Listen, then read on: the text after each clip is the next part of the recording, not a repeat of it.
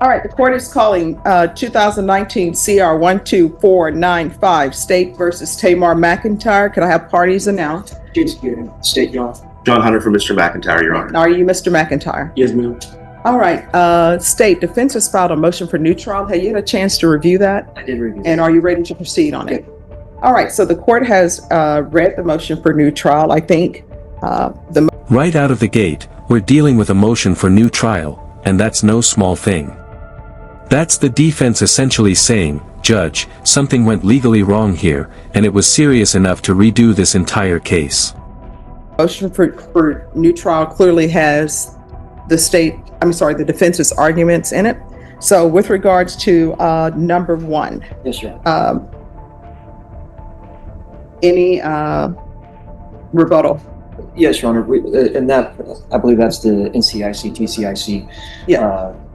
argument, I guess, of the defense. Our position is that we did make it available during court proceedings, and they had access to the actual TCIC, NCICs. And through our understanding of the policies that we can't allow them to duplicate or keep or make copies of, and that's by, I believe, state orders on that. So that's our position on that front. All right.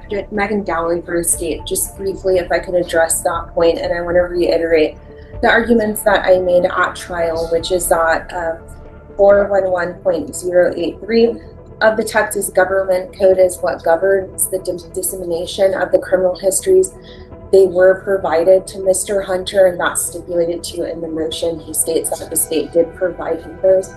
And so that is our position. It would have been a violation of law to allow him to keep them or to reproduce them. All right. And then defense, because it's your motion for new trial, I'll give you the final response with regards to the state's answer to defense's number one. Yes, Your Honor, and forgive me, I did not prepare to proceed today. I came to court because the law requires me to show you the motion within 10 days. Yes. And so I haven't, I wasn't anticipating actually discussing the merits of it today, but if the court wishes us to proceed with that, I mean, our position with respect to the NCIC argument is fairly simple. We cited you case law, which the courts have addressed this subject matter before and have recognized that it is covered by the Michael Morton Act and that it would be required to be produced. As a practical matter. Well, you're saying produced, but the state is saying that they did produce it. They just didn't allow you to copy it or leave with it. It was given to us on the first day of the trial. And in the process of trying to make use of it and note it down, we got into an argument about whether or not we'd be able to photocopy it, which we immediately brought to the court's attention. We had an argument in which the court concluded that we were not entitled to copies of it, which we does the law say? Does the law say that you are allowed to make copies?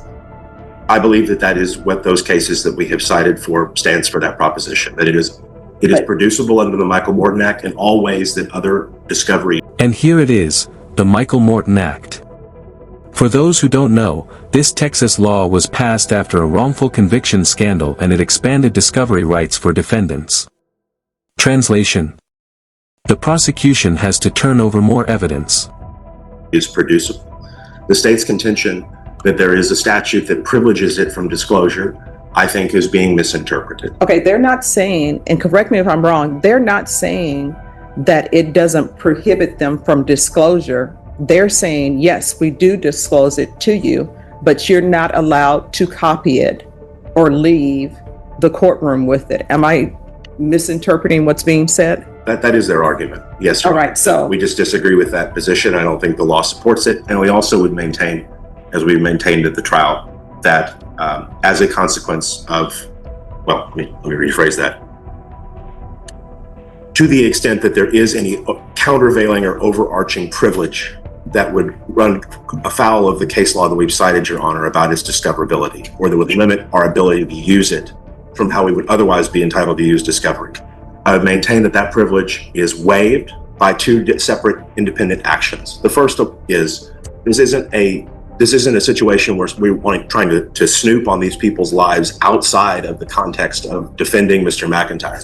He is indicted. The state made that decision. When the state or the government have a privileged interest in the privacy of certain sensitive information, and they elect to indict someone for a criminal offense over it, then they can't be in the position of being able to still hold on to that privilege. They waive it.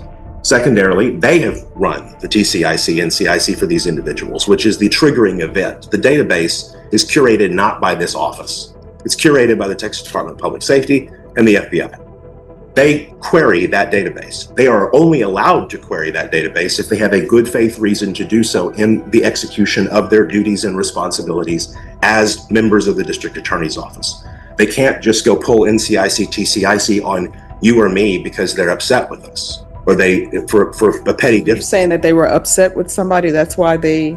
No, I'm giving this as an example. I have had cases in the past where I have defended policemen who were accused of improperly querying the TCIC, NCIC database for petty reasons. So we're not saying that any NCIC, TCIC was queried without a good faith basis. No. In fact, quite the opposite. We know that there was a good faith basis because this is the TCIC, NCIC for their witnesses. And Brady versus Maryland, and every case that has come since it, says that they have to give me that information.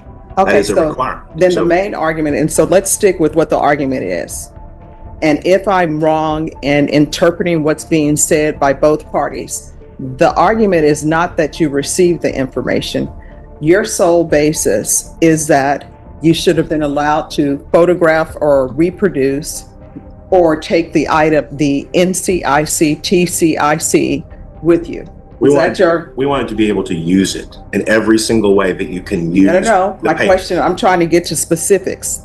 The specific is, The specific. well, let me start with this. Number one, was the NCIC, TCIC provided to you? Yes or no? It was handed to me, and I had about 10 minutes with it before we had to turn it back over. Okay, so now with regards to it being handed to you, then it was handed to you.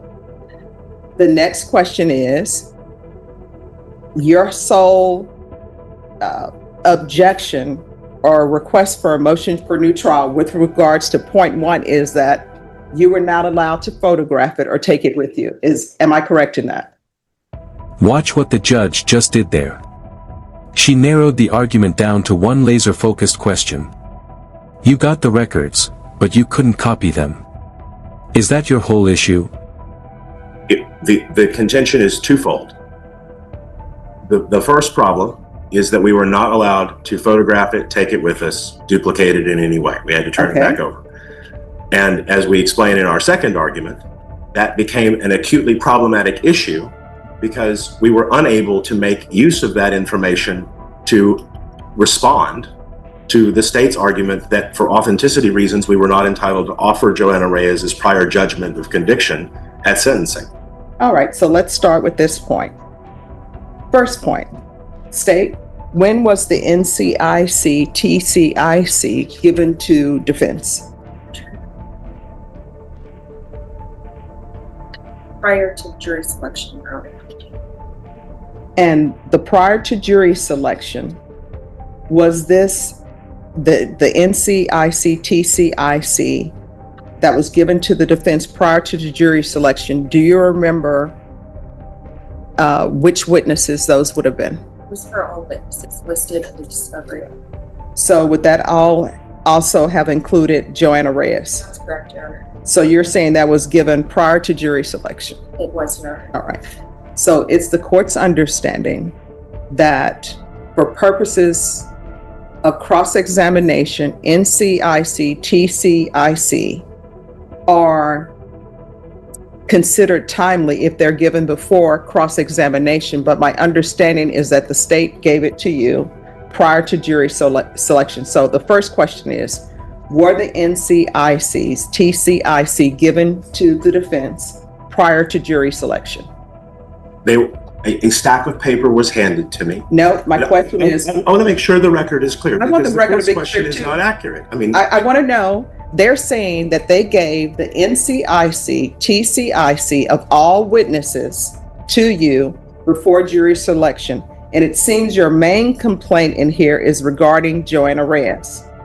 So my question for the defense is whether or not the NCIC, TCIC, for all the state's witnesses, were they given to you prior to jury selection? Then we can handle your other points. The word given is not a word that I can address in that. Were they handed to you? I held them in my hand for a few minutes. I didn't have an opportunity to digest their contents fully. I wasn't allowed to copy them. Almost immediately afterwards, I was told that their position was going to be that I wasn't going to be allowed to copy them. I had to instruct my staff. So here's the thing. Let me just finish real quick. No. You know what, No, stop. We're taking it one point at a time. My first question is, were they given to you prior to jury selection?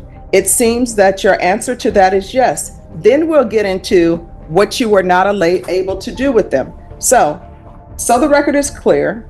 My understanding from you is that witnesses who are going to testify in the state's case in chief, their NCIC, TCIC was given to you prior to jury selection.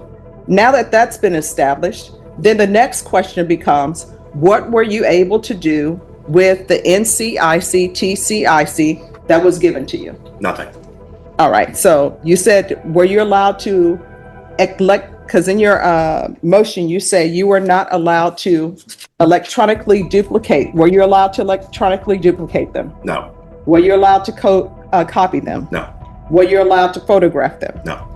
And I'm taking that straight from your motion. So state, with regards to the NCIC, TCIC that was handed over to the defense, you're saying it was all of your witnesses in the case in chief? Yes, Your Honor. The defense is saying they were not allowed to electronically duplicate, copy, or photograph any of the NCICs, TCICs. Now, why were you not allowing the defense to either electronically duplicate, copy, or photograph the NCIC, TCIC? Because I didn't want to be charged with a misdemeanor offense.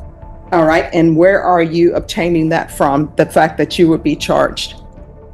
Your Honor, I previously stated there are two subsections of law that govern the dissemination of criminal histories.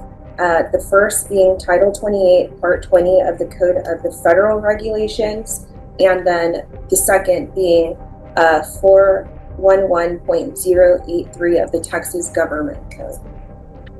All right, so the state is saying that they could not allow you to electronically duplicate, copy, or photograph based upon Title 28 of the Federal Code and also Chapter 4 of the Government Code. What is your response? Several things. First, we do not believe that those provisions prohibit a defense lawyer from taking possession of the criminal histories for the purposes of defending a man at trial. That is not the purpose of those laws. That is our position. Secondly. All right, let me just stop you for a moment. When you say taking possession of it, what do you mean by it doesn't prohibit you from taking possession? What is your definition of taking possession of the NCIC, TCIC, as you see it? A lawyer should be able to keep the paper with him for the course of the trial so that it can be read, it can be understood, and it can be researched further.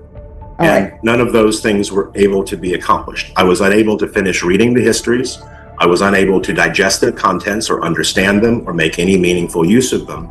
I was unable to copy them so that I could do that when we weren't in court at recess at any point.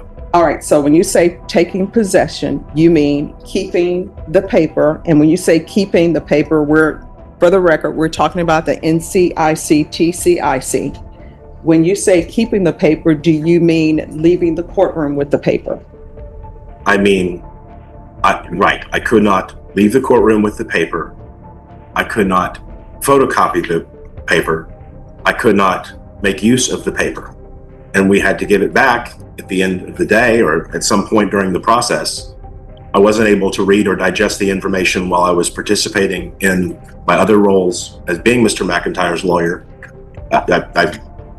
Counsel said it was handed prior to jury selection. That sounds right. I don't have independent recollection of the day, but we were involved in jury selection for all day and into the evening. It was a lengthy process. And so there was not an opportunity to make any use of it. Also, I can just say, Your Honor, in both federal and state trials that I have participated in, I have never had this issue come up before. I have had prosecutors with the Department of Justice hand me the Jenks material, which would include the criminal history material, prior to the commencement of trial. I understand that the Jenks Act similarly narrows that compulsory moment of disclosure to when the witness is passed for cross-examination, but almost every judge in the United States has recognized that while that law may be that that's when it must be produced, that isn't a fair system. It doesn't provide for meaningful cross-examination. Okay, then somebody needs to change the law. And counsel, I'm sure as you're aware, sometimes people do things that are inappropriate legally, but they do them and nobody ends up saying anything. Nobody ends up charging anybody within anything. But in this court, I'm just here, Mr. McIntyre, to listen to arguments and follow the law.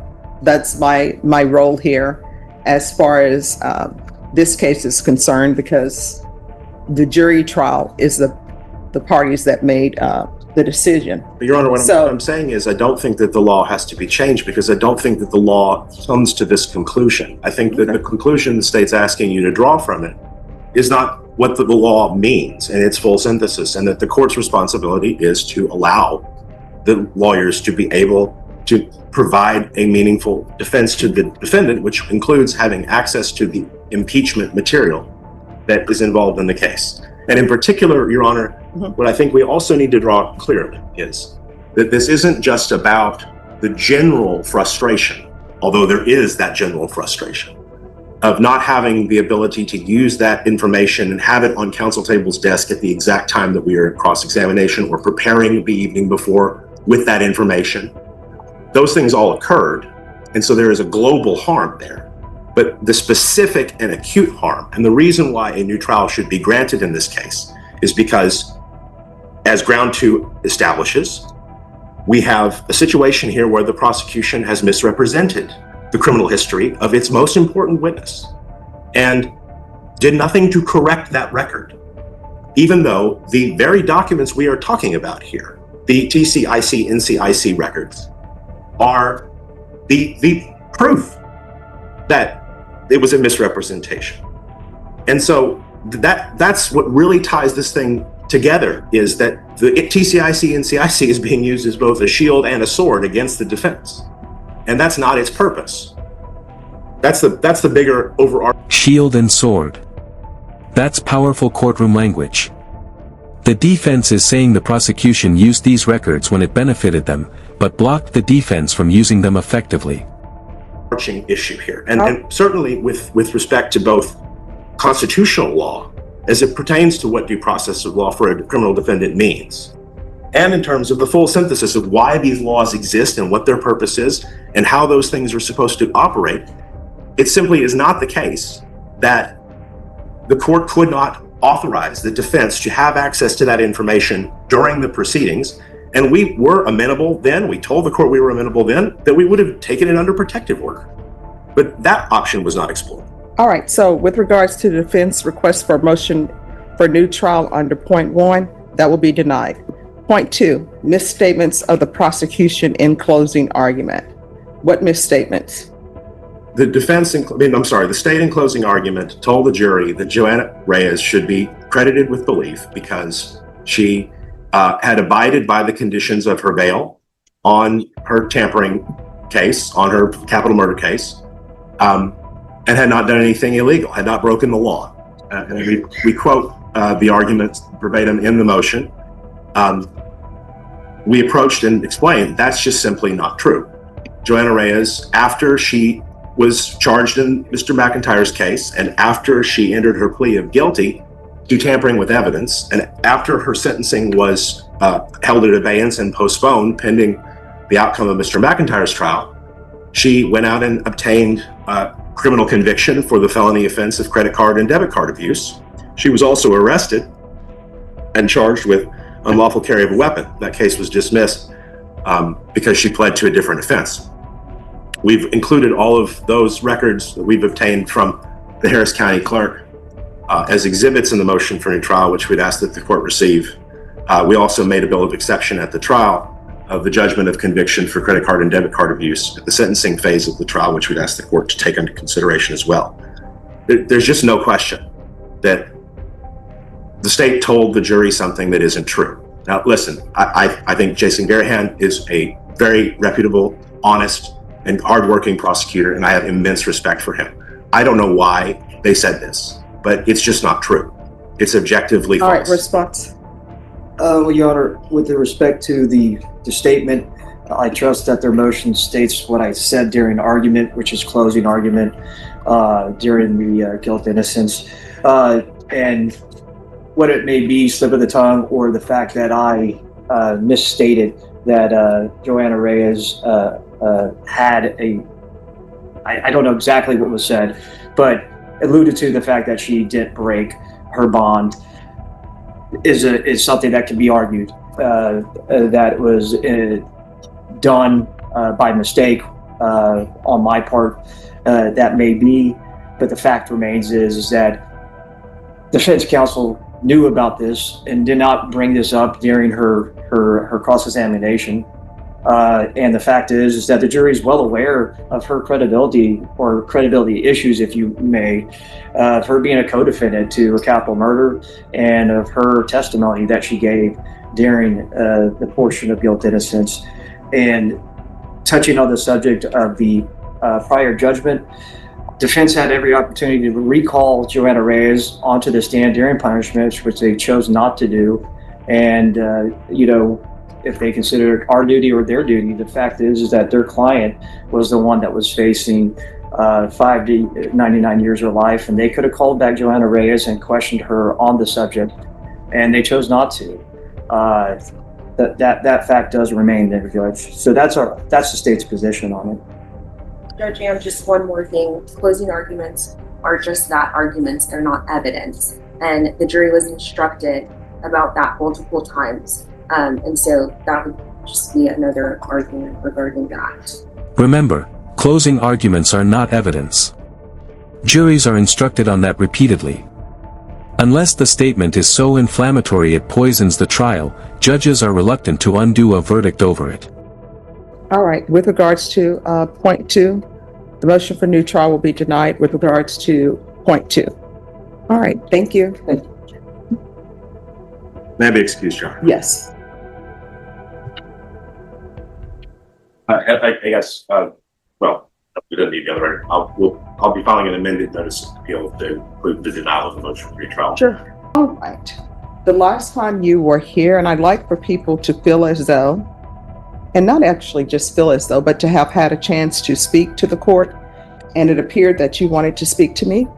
Yes, I do. All right, and what did you want to speak to me about?